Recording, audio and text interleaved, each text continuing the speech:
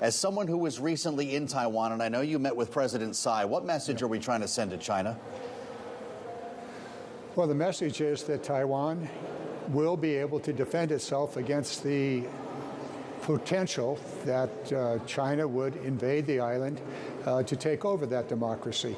Those anti-ship missiles are very effective. The Russians found that out in the Ukraine and the Black Sea. So, yes, they will have them, and that will give China a little pause as they consider, well, a military action, which we hope would never happen. You say it'll give China a bit of a pause, but over the weekend, the Washington Post and their latest reporting about the leaked classified document shows that Taiwan is highly vulnerable when it comes to an attack from China. Is that the sense you get and potentially the reason why we're going to see more contracts like this one? Well, clearly the United States, at the request of Taiwan, is rearming and increasing the armaments that Taiwan would need to defend itself. Now, if China wants to throw its entire weight into the fight, then it's going to be a very difficult situation. But clearly, the game here is to cause China to rethink a military action. And if they want to dominate Taiwan militarily, it will be a very expensive, very deadly situation. They could win. Russia thought that they could easily dominate Ukraine. That didn't happen because they did not calculate the desire of the Ukrainian people to not be dominated. And I think that China is going to find the same situation.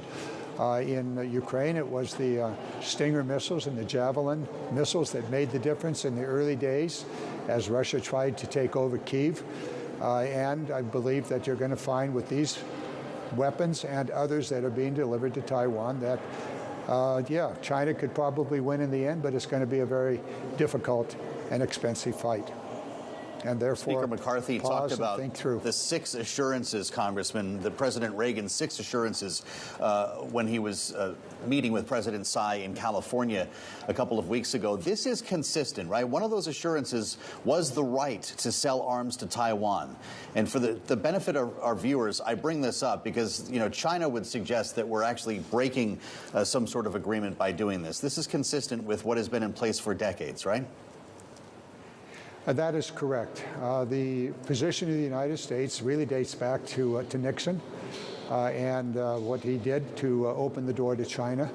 And there were some modifications in the intervening early period, but it's been in place all these many, many years, and those are the 6 assurances.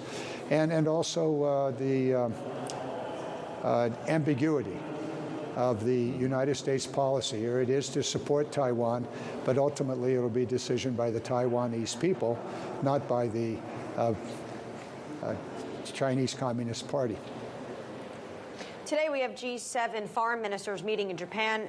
Secretary of State Antony Blinken was there, and a little bit of a show of unity. He was also alongside his French counterpart. What the U.S. is doing, do you feel undermined by the recent visit and subsequent comments from Emmanuel Macron, the president of France, about strategic autonomy on how they view China and Taiwan? Well, certainly. Macron's statement was very troublesome. Gave a lot of uplift and support to the Chinese position, and clearly not at all in line with our friends in the Western Pacific and most of our friends in Europe. Macron stepped into it. If he were at my cattle ranch, I would tell you exactly what he stepped into. But the reality is that his statement was difficult. I would use the word inappropriate. And I think certainly inconsistent with the view of the United States and our Western Pacific friends and allies.